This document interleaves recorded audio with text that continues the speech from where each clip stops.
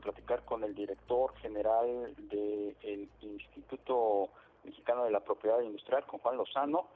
¿Por qué? Bueno, pues porque uno de los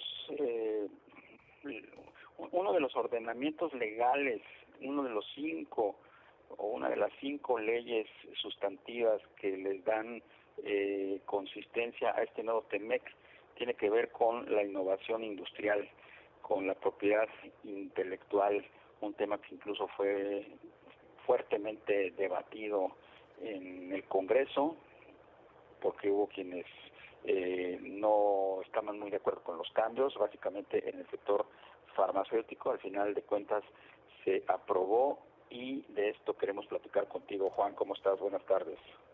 Darío, te saludo con mucho afecto, buenas tardes a ti y a tu auditorio, un saludo a Rogelio que está por ahí. Gracias. Oye, Juan, esta nueva ley federal de protección a la propiedad industrial, mucho se ha hablado de su alcance en materia farmacéutica, pero yo creo que va más allá, ¿no?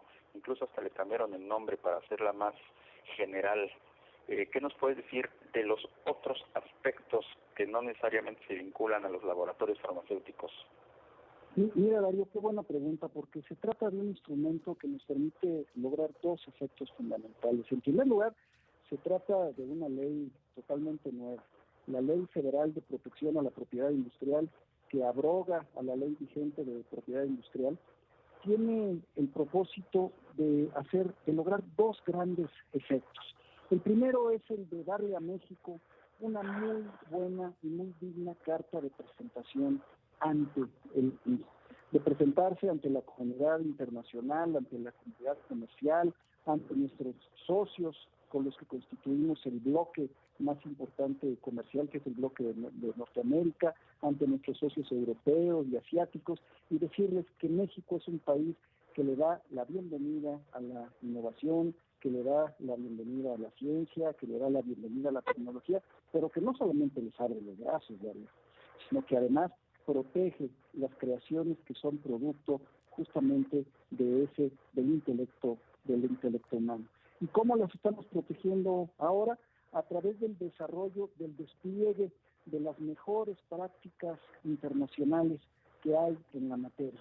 Te doy un ejemplo bien puntual. Nuestra ley hoy incorpora un elemento de daños y perjuicios.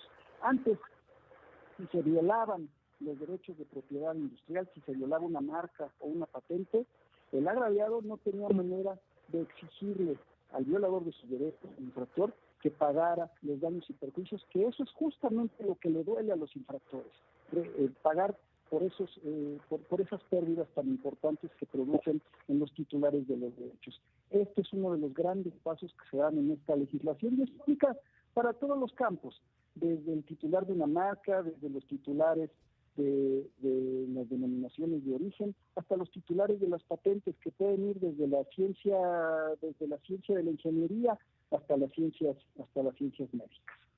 Y por otro lado, Darío, es tener un instrumento que no solamente nos permita mirar hacia afuera, sino que nos permita hacer política social de la buena, mirar hacia adentro, ir con las instituciones de nuestro país, ir con los ciudadanos de carne y hueso, con las mexicanas y los mexicanos, y decirles que hoy tenemos una ley que nos permite hacer más accesible la ciencia y la tecnología, que ya está a disposición del dominio público. ¿Qué quiere decir esto, Darío?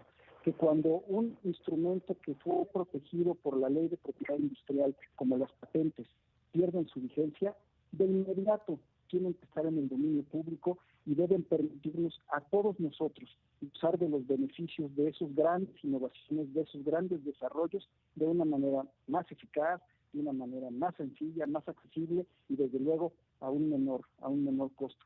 Y por eso, pues aun cuando hubo un gran debate en el Congreso de la Unión, primero en el Senado y luego en la Cámara de Diputados, aun cuando hubo un gran debate de carácter técnico respecto de esta ley, pues lo que tenemos es una demostración de cómo por encima de las visiones políticas se puede llegar a un acuerdo en lo fundamental, precisamente en torno a los bienes más abrigados por el país. Se trata de una ley que prácticamente gozó de unanimidad y que fue aprobada prácticamente con todos los votos en el Senado, excepto uno, y sin un solo voto en contra en la Cámara de Diputados. ¿Por qué? Pues porque no solamente se trata de una muy buena carta de presentación de México ante el mundo, se trata también de una muy buena carta de política pública, de política social con los mexicanos, que es a quienes nos debemos, a la gente de carne y hueso de nuestro país. Claro. Juan, ¿cómo estás? Te saluda Rogelio Varela. Juan, Rogelio, con el gusto de saludar. Gracias, Juan. Comentaba hace un momento, Darío, que pues hubo mucho jaloneo en estos días en la industria farmacéutica, tanto de las multinacionales como de los laboratorios locales, por el tema de los genéricos. ¿Cómo queda ese rubro y te sientes tranquilo de que pues seguirá fluyendo la inversión hacia ese sector? Mira, me siento muy contento y me siento muy agradecido del privilegio de formar parte de una administración que ha puesto a la política social en primer lugar.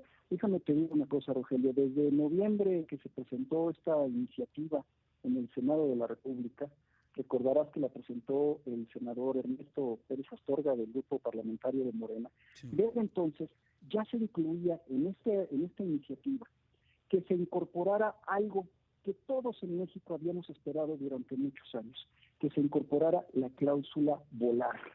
¿Qué significa esto de la cláusula volar para las personas que nos están escuchando?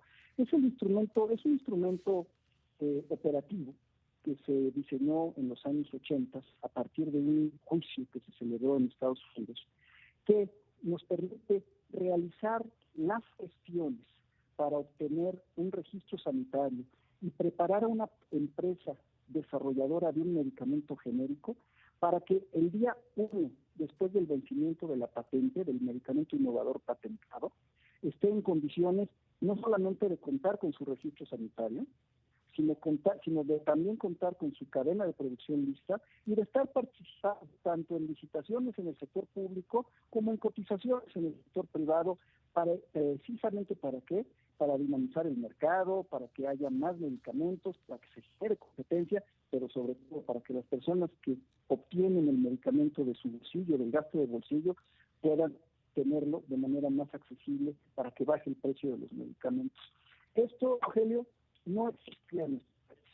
A pesar de que la cláusula volar era un elemento que estaba presente en el reglamento de insumos para la salud, la ausencia de este elemento en la ley de propiedad industrial no nos permitía a los mexicanos tener dos instituciones, una en salud y otra en economía, como es el INPI, generar la sinergia adecuada, la sinergia institucional adecuada. ¿A qué? Para que pudiésemos apoyar a los industriales del sector de los genéricos de nuestro país para poder obtener sus registros sanitarios a tiempo. Y no solamente se logró esto, también se logró introducir un artículo dentro de la ley que contempla la cláusula volar, que es el elemento que te permite contar con tu registro sanitario a tiempo, pero además existe otro artículo que permite ir desarrollando ciencia, porque para tener un medicamento genérico pues necesitamos las dos cosas, Rogelio. Necesitamos por un lado ciencia y por otro lado necesitamos registro sanitario. Y la ciencia se puede empezar a desarrollar gracias a estos cambios que se están haciendo a la ley. Se puede empezar a desarrollar para propósitos académicos o para propósitos privados desde el día 1 del inicio de la comercialización del medicamento patentado. ¿Qué significa todo esto que les estoy diciendo? Que el producto del desarrollo de la ciencia y de la tecnología que se convierte en una patente, cuando llega a su término de vida en México, ya cuenta con un instrumento que les puede permitir a los mexicanos contar con un mercado mucho más dinámico, que a su vez le permita al gobierno comprar medicinas más baratas, de calidad, con oportunidad, y les permita a quienes compran también los medicamentos con gasto de bolsillo tener acceso a ellos de manera más sencilla y de manera más barata. Pues Juan Lozano, director general del Instituto Mexicano de la Propiedad Industrial, como siempre, muchas gracias por tu disposición, gracias por la entrevista. Al contrario, Darío, les mando un abrazo afectuoso. Saludos, Rogelio, cuídense mucho. Igualmente, gracias.